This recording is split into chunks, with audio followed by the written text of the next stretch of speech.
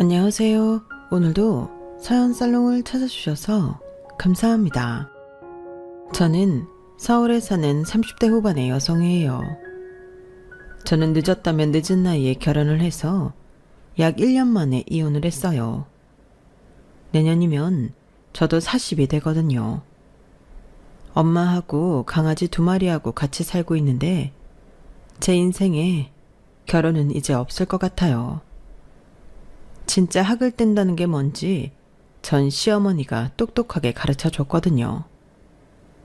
제가 시어머니라고 쓰기는 하지만 다시는 그렇게 부르고 싶지 않을 정도니 말 다 했죠.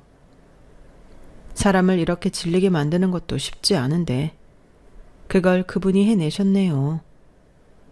남편은 처음에는 제 편을 드는 것처럼 하다가 언젠가부터는 노골적으로 지 엄마랑 똑같이 저희 집을 무시하더라고요. 그러다가 아빠가 돌아가시고 난 후에 아빠 재산이 있는 게 밝혀지자 아주 180도 변하는데 꼴도 보기 싫더군요. 이미 저는 그들이 아빠 빈소에서 저지르는 만행을 보고 이혼을 결심했었어요. 인간 이하인 것들하고는 빨리 연을 끊는 게 답이잖아요. 그건 결혼을 늦게 했든 일찍 했든 1년을 살았든 10년을 살았든 똑같다고 생각해요. 대체 어떤 일이 있었는지 궁금하실 텐데 그럼 서로는 이쯤 해두고 본격적으로 이야기 시작해 볼게요. 저는 여행 관련 일을 하다가 코로나 때 집에서 좀 쉬었는데요. 그때 엄마의 성화에 못 이겨 소개팅을 나가게 됐어요. 말이 소개팅이지 엄마 지인분이 소개해준 자리라 선이었죠. 거기서 만난 게 남편이었어요. 전 남편이지만 편의상 남편이라고 할게요. 남편은 처음부터 저한테 호감을 표시했고 좀 적극적으로 연락을 해왔어요. 저는 남편 첫인상이 나쁘지는 않았지만 꼭 사귀어서 결혼해야겠다는 마음까지는 없었네요. 코로나 때여서 어디를 가는 게 많이 제한되던 때라 만남이 수월치도 않았고요. 저는 적당히 시간 때운다는 생각으로 그 사람 전화를 받고 영상통화를 하곤 했는데 남편은 꽤나 긴 시간 저와 이야기를 하려고 했어요. 제가 그만 끊자고 해도요. 제가 마음에 드는 것도 있긴 하겠지만 나중에 결혼하고 알게 된 건 남편도 나이 차이가 나니까 누구하고라도 결혼해서 아내가 차려주는 밥 먹고 나가서도 자기 짝 있다 뭐 그런 걸 내세우고 싶었던 거더라고요. 남편하고 제가 동갑이거든요. 저 인간이 열등감이 있고 그럼에도 자존심을 또 세우더라고요. 예전에 좀 잘 나가는 여자들 만났다가 여러 번 차인 적이 있대요. 그래서 아예 자기를 거절할 것 같은 어린 여자들한테는 제대로 들이대본 적도 없다네요. 한마디로 제가 만만하니까 덤볐던 거였어요. 나중에 그런 말을 아무렇지 않게 하는데 어찌나 기분이 나빴는지 몰라요. 아무튼 그때 저는 그런 사실을 몰랐고 동갑이라는 유대감과 말이 통하는 것 때문에 저를 좋아하는 줄로만 알았어요. 아무튼 지루한 코로나 통제 기간이 끝나고 저희는 본격적인 연애를 하게 됐고 저는 새로운 일을 하게 됐어요. 출판 쪽에서 독립을 한 친한 언니와 동업을 하게 된 거죠. 여행과 해외 도시 소개를 주로 하는 책을 만드는데 제가 기획을 담당하고 작가도 섭외했어요. 딱 출근 시간을 정해서 하는 일은 아니라며 언니가 저보고 편하게 출퇴근하라고 했지만 저는 회사 다닐 때처럼 아침 10시부터 저녁 5시 30분까지 꼬박꼬박 일을 했어요. 그래야 집중해서 일이 되더라고요. 남편은 공무원이라서 6시에 칼퇴근할 때가 많았어요. 그래서 퇴근 후 데이트를 할 때면 남편 직장하고 좀 더 가까운 곳으로 가곤 했어요. 제가 30분 이상 기다리는 것도 지루해서요. 남편은 자기 엄마가 아직도 일을 한다며 제가 자기 엄마랑 비슷해서 좋다는 말을 한 적도 있어요. 어머니가 무슨 일을 하시는데? 보험 설계사야. 원래는 사이버 대학에서 상담심리 공부하시고 친구분하고 상담센터를 차렸는데 성격이 안 맞아서 그만두셨어. 엄마가 젊을 때는 식당을 하셨거든. 나 대학 때부터는 쉬면서 논다고 하시더니 다시 일을 하시겠다고 하더라. 정말 열심히 사는 분이셔. 아무튼 나는 경서 네가 이렇게 일 열심히 하는 거 보면 우리 엄마랑 좀 닮은 것 같아서 더 친근감 느껴진다. 너의 장점은 이런 활동적이고 열심인 모습인 것 같아. 좋게 봐주니까 고맙기는 하네. 그래도 나는 정욱이 니네 어머니랑은 성향이 다른 것 같아. 다르기는 뭐가 달라. 비슷한 점이 더 많아. 두고 봐. 너도 그렇게 느낄 거야. 참, 너 이제 니네 어머니 이러지 말고 그냥 어머니라고 해. 어차피 그렇게 부르게 될 거잖아. 남편은 우리가 정식으로 결혼하자는 약속을 하기 전에도 이런 식으로 말하곤 했어요. 그렇게 적극적으로 굴길래 저도 결혼하기로 했고요. 이 정도로 나를 좋아해주고 함께하고 싶어하면 괜찮겠다 싶었죠. 일하는 자기 엄마랑 제가 닮았다는 말도 하고 제가 일하는 것도 지지 않은 사람이라 결혼해서도 저를 많이 이해할 것 같았고요. 집에 인사드리러 갔을 때는 남편이 한 말이 있어서 그런지 시어머니가 씩씩하고 활발해 보였어요. 말투가 직설적이고 할 말 다 하는 스타일이라 더 그렇게 느껴졌던 것 같아요. 그래서 경서는 출판 쪽 일을 한다고? 그게 돈을 많이 버나? 어때? 웬만한 제 또래만큼은 벌어요. 출판사 이름이 뭔데? 나도 아는 데인가? 우리나라 큰 출판사 몇 개 안 되잖아. 땡땡땡이에요. 독립출판사라서 모르실 수도 있어요. 제 대학 때 선배가 어머님이 말씀하신 큰 출판사에서 오랫동안 일하다가 회사를 차렸거든요. 저는 기획하고 작가 섭외도 하고 대외적인 업무도 선배와 함께 해요. 제가 여행 쪽 일을 했는데 선배가 여행 관련 책을 많이 준비해서 시작하게 됐어요. 그럼 돈 더 줘야 되는 거 아니야? 월급에 비해 일이 많은 것 같은데. 그렇지도 않아요. 전에 하던 일이 잡무는 더 많았거든요. 그거에 비하면 월급도 더 많이 받아요. 돈 많이 받는 게 또래 웬만큼 받는 거면 그렇게 돈 잘 버는 건 아니네. 먹고 사는데 지장 없는 건 맞지? 엄마는 그거야 당연하지. 경서가 겸손하게 말해서 그런 거야. 나 돈 잘 벌어요 하면서 잘난 척하지 않을 뿐이라고. 그런 거라면 됐고. 그나저나 니네 회사는 보험은 들어놨니? 혹시 필요한 보험 있으면 나한테 들어라. 그러면 좀 좋냐?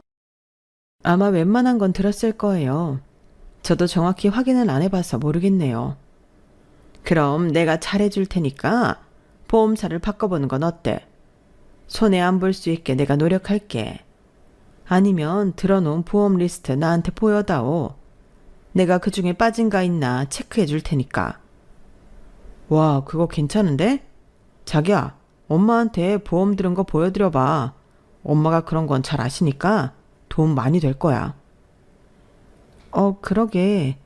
제가 잘 모르니까 선배, 아니 대표님한테 물어볼게요. 아니 뭐 이제 와서 대표님을 찾아. 선배라며. 아니면 내가 회사를 한번 찾아갈까? 아니요, 아니에요. 제가 나중에 리스트 드릴게요. 경서 너도 보험 들은 거 없으면 나한테 들어. 내가 기업이고 개인이고 다 취급한다니까. 나 만나고서 보험 안 든 사람이 없어. 이건 적극적인 걸 넘어서 곤란할 정도로 보험을 팔려고 하니 난감하더라고요. 남편은 자기 엄마가 워낙 활발해서 그런 거라고 했고 저도 그때는 그럴 수 있다고 생각했어요.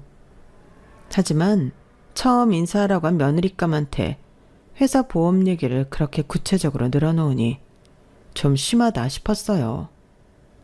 저한테도 보험을 들라고 했고요. 나중에 회사 보험에 대해서 얼버무리며 넘어가려고 했더니 그럼 저라도 보험 하나 들라고 하도 전화를 해대서 어쩔 수 없이 치과 보험을 하나 들었어요. 사실 치과 보험은 하나쯤 들어야 되려나 하고 미루고 있었거든요. 그리고 나머지는 보험을 이미 든 게 많고 지금 해약하거나 하면 손해를 많이 보니 나중에 필요한 게 생기면 얘기하겠다며 겨우 빠져나왔어요. 상황이 이렇게 되다 보니 상견례 때 저희 가족한테도 보험을 들라고 할까봐 걱정이 되더라고요. 저희 집에서는 남편이 저를 많이 좋아해 주는 것 같으니 결혼을 허락해 주겠다고 했고, 그래서 상견례 날짜를 잡았거든요. 친정에서 딱히 시댁이나 남편을 마음에 들어하지는 않았지만 저 좋아한다는 거 하나 보고 믿은 거였어요. 그리고 시댁이 저희보다는 좀 평범했지만 그게 굳이 반대할 이유는 아니라고 생각한 것도 있었고요. 저는 시어머니가 보험 상품 계약에 너무 혈안이 되어 있는 게 좀 걸렸지만 워낙 생활력이 강하다 보니 그렇겠지 라고 애써 피하려고 했어요. 하지만 혹시라도 상견례 때 저희 가족한테 그렇게 보험을 들라고 하면 어쩌나 싶긴 하더라고요. 물론 보험을 들 일이 있으면 저희 가족은 아마 시어머니한테 들려고 할 거예요. 하지만 보험 들 사람이 먼저 말하는 거랑 보험 설계사가 먼저 강요하는 건 문제가 다르잖아요. 저는 남편한테 조심스럽게 말했어요. 자기 있잖아. 어머님 말이야. 혹시 상견례 자리에서 우리 가족한테 보험 들라고 하시지는 않겠지? 저번에 나 처음 만났을 때도 대뜸 보험 얘기 꺼내셔서 솔직히 좀 당황스러웠거든. 자리가 자리니만큼 그날은 그런 말 없었으면 좋겠어. 우리 결혼에 대해 의논하는 날이잖아. 보험 들 일 있으면 나중에 따로 어머님한테 말씀드리라고 할게. 걱정 마. 엄마도 거기서 보험 들라고는 안 하실 거야. 저번에야 네가 집에 왔으니까 편해서 그런 거고 엄마가 보험 얘기할까 봐 긴장한 거야? 너 인사 왔을 때 보험 들라고 해서 기분 나빴어? 아니야. 필요한 거 들라고 하는데 기분 나쁠 게 뭐 있어. 근데 좀 당황스러웠던 건 사실이야. 너무 적극적이셔서 나는 우리 가족도 처음 만나는 거니까 그건 좀 안 했으면 싶어서 그래. 그래, 뭐 엄마도 안 그러실 거야. 걱정하지 마. 남편이 저를 안심시켜줬지만 상견례 날에 저는 처음부터 끝까지 조마조마한 심정으로 있었어요. 다행히 식사하고 결혼에 대해 이야기할 때는 그런 말이 안 나오더군요. 그런데 나와서 인사하고 헤어질 때 시어머니가 제 여동생한테 명함을 주더라고요. 보니까 자기 보험 설계사 명함이었어요. 그래도 이 정도면 양호하다 싶었고 동생도 좀 놀라기는 했지만 괜찮다며 별스럽지 않게 넘어갔네요. 결혼식 때까지도 보험 가지고 별 말이 없어서 저도 그거에 대해서는 좀 잊어버리고 있었어요. 그런데 결혼하고 얼마 안 된 후부터 시어머니는 저희 부모님 실버보험을 싹 다 들게 만들었더라고요. 동생도 어떻게 회사까지 알고 가서 결국 보험 2개를 들었다는 거였어요. 저는 너무 민망했지만 가족 모두 괜찮다고 그럴 수 있다며 오히려 제 마음을 편하게 해주려고 하더군요. 저는 그게 더 불편해졌고요. 그런데 시댁에 가는 주말이 되어 갔더니 시어머니가 이렇게 말하는 거였어요. 니네 친정이 생각보다 돈이 없나 봐. 니네 부모님 실버보험 하나씩 들고서는 돈이 없다고 아주 죽는 소리를 하더라 이거야. 내가 민망해서 다른 보험 들라고 말을 할 수가 있어야지. 보험 2개 들고 빠듯해서 힘들다 소리 나오면 대체 생활은 어떻게 하니? 혹시 니들이 생활비 대줘야 하는 거 아니니? 아니야 엄마. 장인어른 연금도 나오고 생활하는데 문제 없으셔. 그렇지 경서야? 저희 집 생활비 보태야 되고 그런 거 없어요. 걱정 마세요. 그럼 니네한테 용돈 받으려고 일부러 앓는 소리 하신 걸까? 니들 양조집에 용돈 보내는 거 다르게 하는 거 아니지? 내가 결혼 전에 말했잖아. 나 혼자고 사돈은 두 분 다 살아계시다고. 사돈 더 주는 건 좀 아니라고. 똑같이 보내야 한다고 했잖아. 맞아 엄마. 우리 그건 합의 봤어. 경서 네가 따로 돈 보내는 거 있어? 아니지? 저는 시어머니 말도 참 별로였고 남편이 저한테 두 번이나 저런 식으로 물어보는 것도 기분 나빴어요. 시어머니야 원래 저런 면이 있다는 걸 알아서 그런지 충격이 덜했는데 남편은 정말 우리 친정을 도와줘야 되는 건지 제가 돈을 더 보내는 건지 의심하는 표정이 가관이더군요.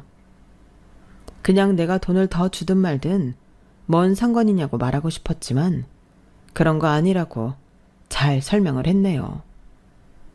둘 다 우리 친정 경제력에 대해 자꾸 의심을 하니까 짜증이 나더라고요. 신혼 초이고 서로 맞춰가다 보면 이런 일이 없겠지 하고 넘어갔는데요. 남편은 날이 갈수록 사람이 변해갔어요.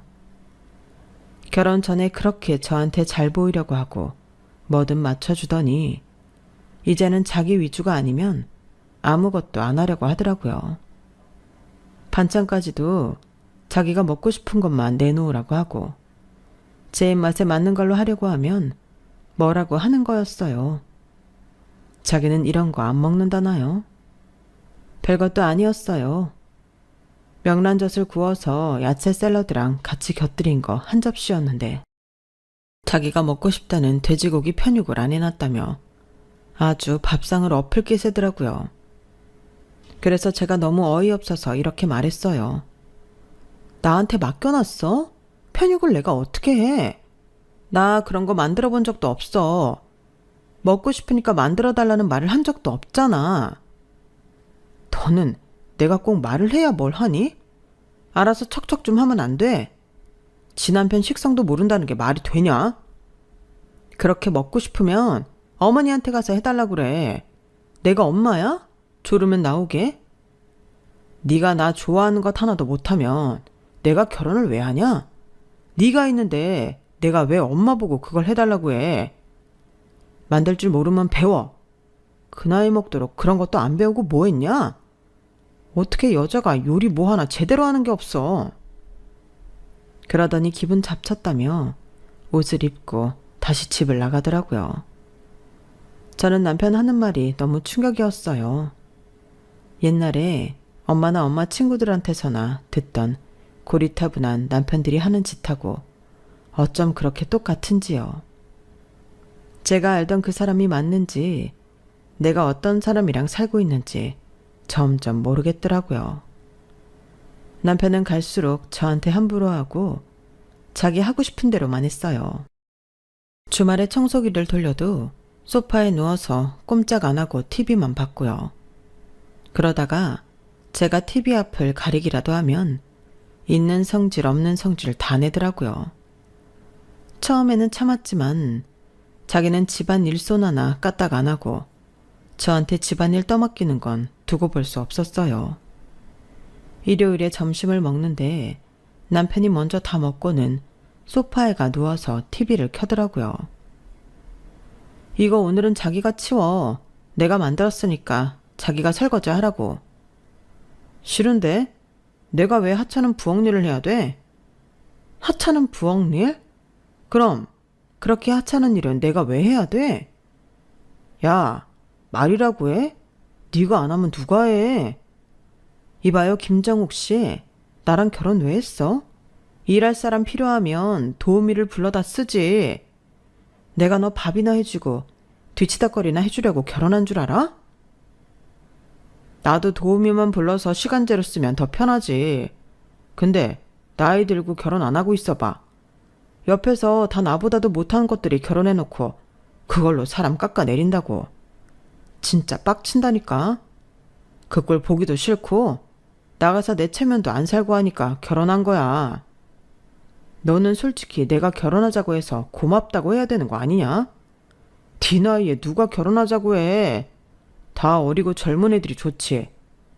너처럼 나이만 먹고 고집 세고 친정도 별 볼 일 없는데 누가 데려가겠냐고. 그럼 죽는 신용이라도 하면서 집안일 해야 되는 거 아니야? 그러니까 나이 들어서 결혼은 해야겠고 어린 애들 만날 자신은 없으니까 나랑 결혼했다 이 소리야? 솔직히 나는 네가 하고 다니는 거나 본가가 좀 사는 동네에 있길래 니네 돈 좀 있는 줄 알았는데 그것도 아닌 것 같더라. 그럼 내가 너 주워준 거 평생 은혜로 알아야지. 요즘 공무원 인기 좀 떨어졌다고 해도 이만한 직업 없잖아. 네가 남편 잘 만났으면 알아서 좀 잘해야지. 아니, 내가 뭐가 고마워. 대단한 능력이 있는지도 모르겠고 그저 공무원 시험 하나 붙은 걸로 게으르게 살면서 마누라 무시하는 인간이 뭐가 고맙냐고. 너 그 말 취소해. 그러자 남편은 피식 웃으면서 배만 벅벅 긁었어요. 웃기시네. 취소 안 하면 뭐 어쩔 건데. 집이라도 나갈 거야? 어디 나가봐. 그래봐야 네 손해지. 저는 바로 방에 가서 남편 물건들을 하나하나 끌어내서 현관으로 집어 던졌어요.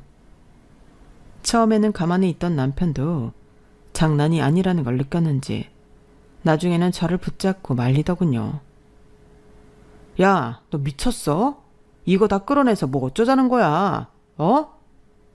네가 잊었나 본데 이 집 내가 대출 내서 계약했어. 집 명의도 내 거라고. 알아? 나보고 뭐가 어째? 나이 먹어서 고집 세고 친정도 별 볼 일 없으면서 알아서 잘하고 살라고? 너 이 집에 집은 없으니까 당장 나가. 내가 가만히 있을 줄 알았나 봐? 저는 남편 물건들을 밖으로 끄집어내고 당장 나가라고 소리를 질렀어요.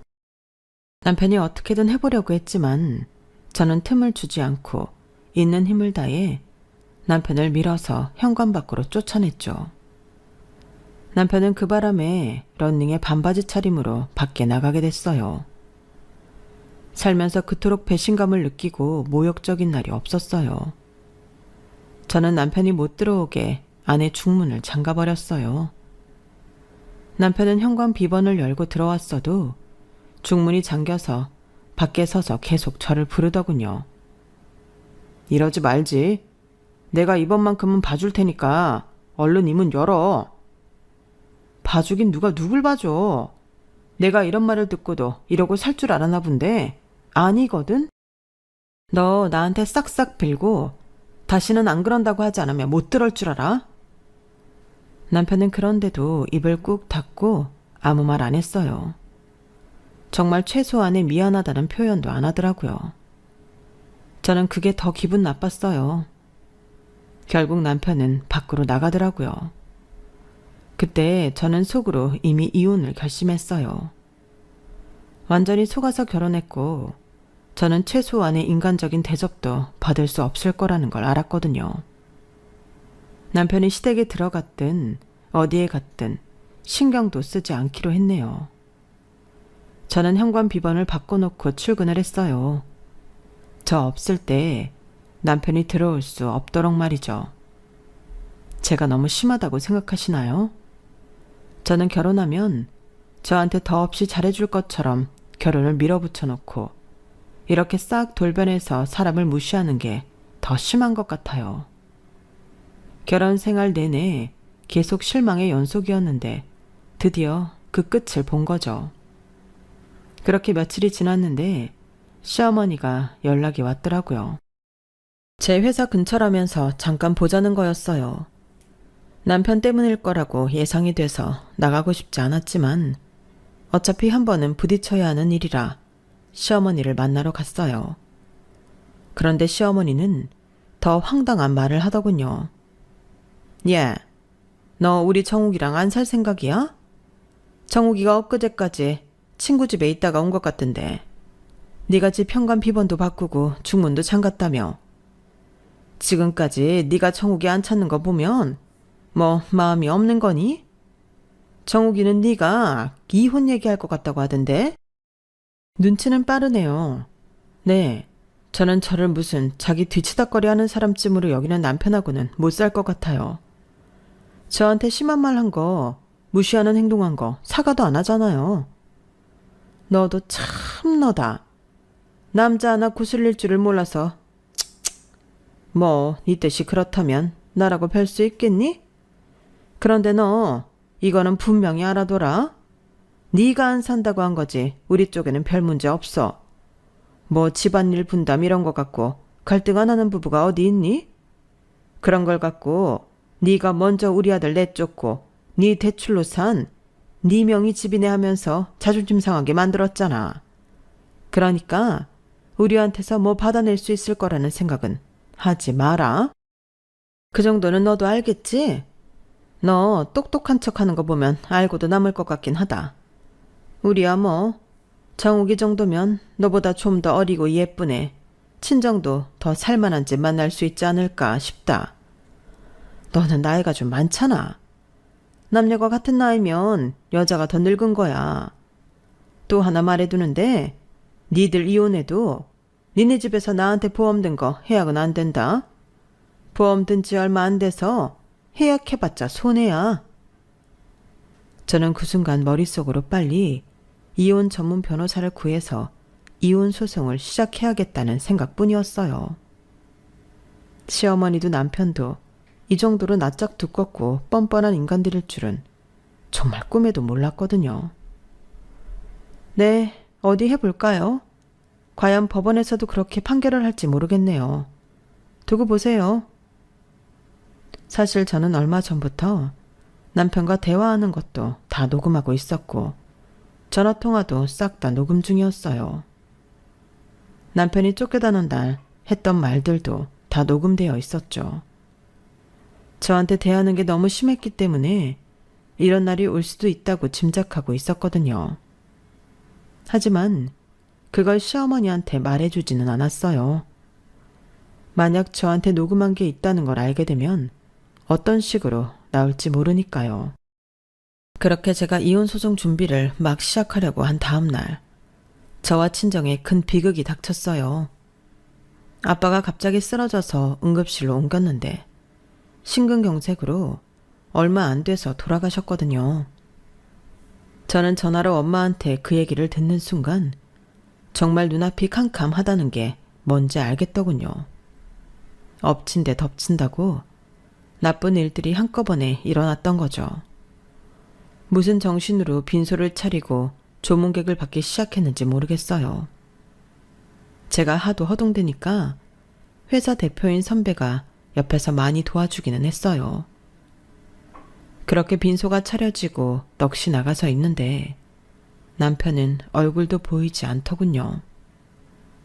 엄마나 동생도 저희 사이가 안 좋다는 건 눈치채고 있었어요.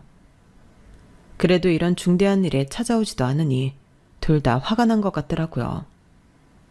그런데 마지막 날 남편이 아닌 시어머니가 왔더라고요. 그것도 모르는 사람을 둘이나 데리고요. 이 근처에서 회사 교육이 있었거든. 이대로 가는 것도 좀 아닌 것 같아서 들렀다.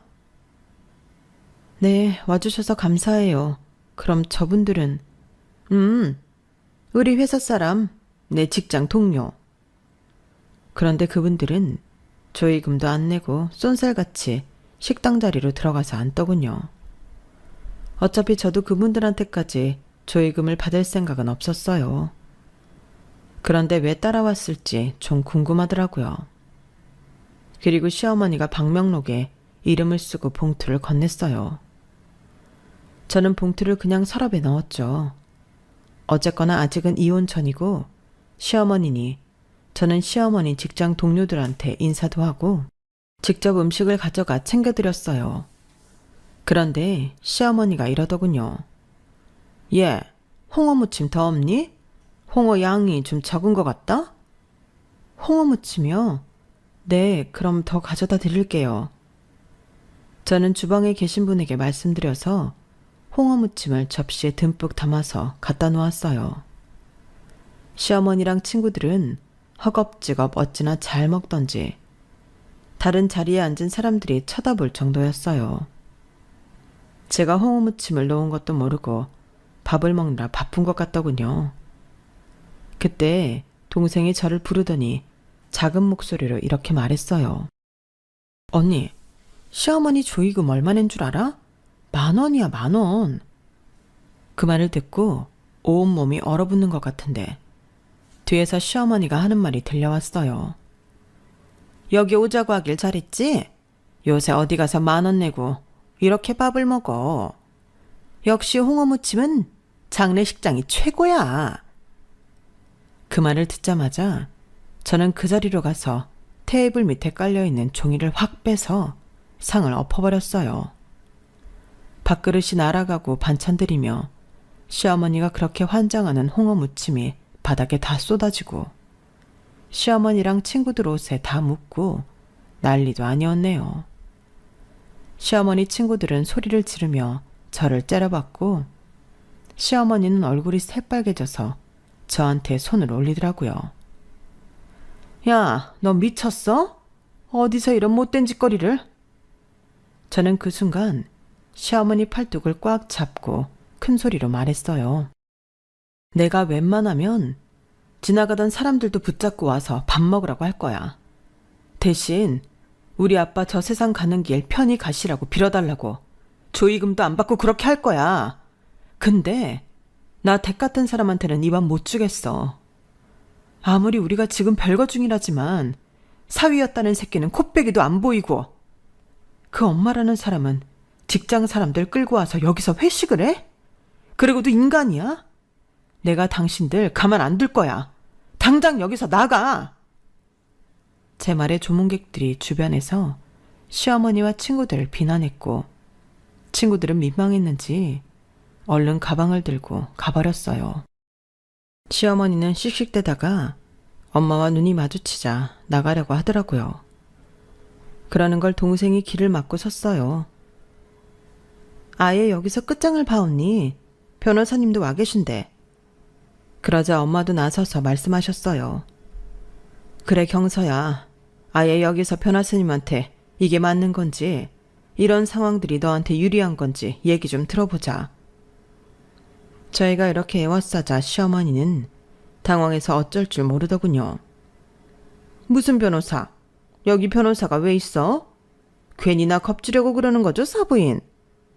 사부인은 무슨? 누가 댁 사부인이래? 변호사님이 왜 있냐고? 우리 남편이 남기고 간 건물 2채랑 아파트 유언장 있다고 오셨거든. 그 말에 시어머니 표정이 확 바뀌더니 눈동자가 막 흔들리더라고요. 딱 봐도 바로 머릿속으로 계산을 굴리는 게 느껴졌어요. 그런 얘기는 내가 정욱이랑 나중에 와서 다시 들어도 될 것 같은데요, 사부인. 이번에는 변호사님이 직접 말씀하셨어요. 오늘 오셔서 조의금 10,000원 내고 여기서 저녁 먹기 잘했다고 하셨죠. 저도 들었습니다. 세상에 어떤 판사가 사돈 상당한 데 와서 이런 말 하는 걸 이해할까요? 저도 이해가 안 가는데요. 단단히 각오하고 계세요. 아니, 각오는 무슨 각오요? 사람 일 어떻게 될지 안다고? 저기 새아가, 경서야. 그래서 너는 유산 얼마나 물려받는 거니? 응? 아니, 근데 왜 그렇게 사돈은 보험 하나 들어놓고 돈이 없다고 우는 소리를 하셨어요? 그러니까 제가 돈이 없는 줄 알았잖아요. 있는 줄 알았으면 뭐가 달라집니까? 돈이 있으면 저희한테도 딸애한테도 다르게 했을 거라 그 소리죠? 이런 못돼 먹은 인간을 봤나? 정말 우리 애 아빠 가는 길에 어디 저런 게 와서 당장 나가지 못해? 엄마는 시어머니를 밀어서 식당에서 쫓아낸 다음에 주방 아주머니한테 소금을 달라고 해서 시어머니 뒤통수에 대고 잔뜩 뿌렸어요. 어머, 이게 무슨 짓이에요, 정말 교양 없게. 시어머니 말에 완전히 뚜껑이 열린 저는 엄마한테서 소금을 뺏어서 완전히 머리부터 확 부어버렸어요. 누가 누구더러 교양이 없대? 당신 진짜 오늘 여기서 제삿날 되게 해줄까? 제가 상복소매를 걷어붙이고 쫓아가자 시어머니는 소리를 지르며 뛰쳐나갔어요. 그대로 주랭랑을 쳐버린 거죠. 다음날 발인을 하고 낙골당에 갔는데 아빠를 모셔놓고 나오니 남편이 있더군요. 검은색 양복에 검은 넥타이까지 하고서요. 그러더니 제 손을 잡고 눈물을 짜내는 거였어요. 경서야, 내가 너를 어떻게 볼지 몰라서 빈소에도 못 가봤어. 혼자 얼마나 고생했어. 장인어른 이렇게 돌아가셔서 어떡하냐? 너 힘들지? 내가 너 힘든 거 몰라줘서 미안했어. 우리 정말 지난 날은 잊고 다시 잘해보자. 어? 그게 돌아가신 장인어른도 기뻐하실 일 아닐까? 저는 남편의 손을 확 뿌리치며 비웃었어요. 야, 어디서 약을 팔아. 우리 아빠가 너랑 다시 잘해보면 열불이 나서 저 세상에서도 편치 못할걸? 너는 이미 끝났어. 너 내가 유산 받을 거 있다는 거 알고 이러는 거지? 이제 네가 콩으로 매주를 쓴다고 해도 안 믿어. 알아? 당장 꺼지지 못해? 이러지 말고 나 한 번만 봐주라. 아니 용서해줘. 네가 나더러 사과하랬지? 사과할게. 내가 정말 잘못했어 경서야. 그렇게 쇼를 하고 있자 엄마가 나와서는 남편 뺨을 사정없이 갉아버렸어요. 그러자 남편은 놀라서 눈물까지 글썽이더군요. 나쁜 자식, 이런 더러운 속물들. 너 다시 한번 우리 앞에 얼씬거려 봐.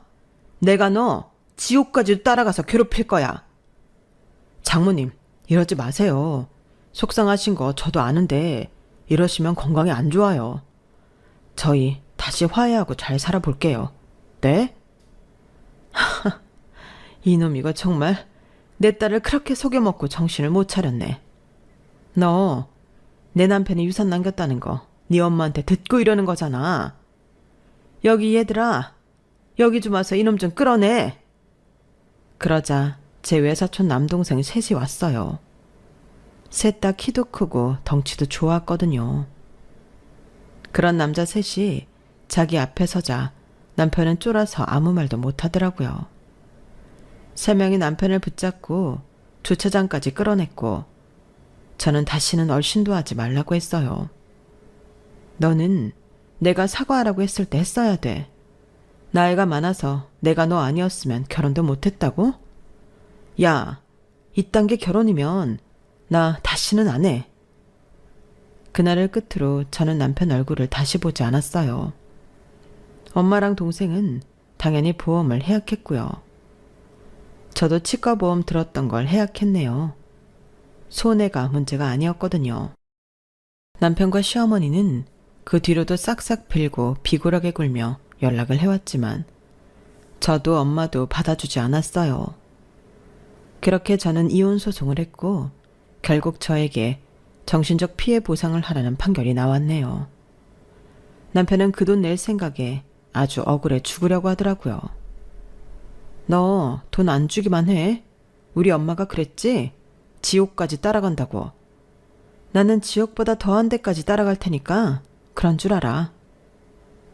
결국 시어머니가 돈을 마련해서 제게 위자료를 줬다고 들었어요. 안 줬으면 저는 정말 악착같이 받아냈을 거예요. 그 후로 저는 다시 엄마와 함께 살며 일하고 틈틈이 여행 다니며 제 삶을 열심히 살고 있어요. 결혼을 해야만 제대로 된 인생을 사는 건 아닌 것 같아요. 혼자 사는 게 더 나을 수도 있겠더라고요. 이상한 사람을 만나 상처받고 쓸데없는 에너지를 쓰는 게 더 손해니까요. 지금까지 제 이야기 재밌게 들으셨나요? 아직 미혼이신 분들, 저처럼 이런 이상한 남자 안 만나시기를 제가 간절히 바라고 있을게요. 늘 좋은 인연들만 만나세요. 지금까지 들어주셔서 감사했어요. 건강하시고요. 여러분, 사연 댓글에 응원과 현명한 조언 부탁드려요. 좋아요와 구독은 저에게 큰 힘이 됩니다. 오늘도 좋은 일 가득하세요.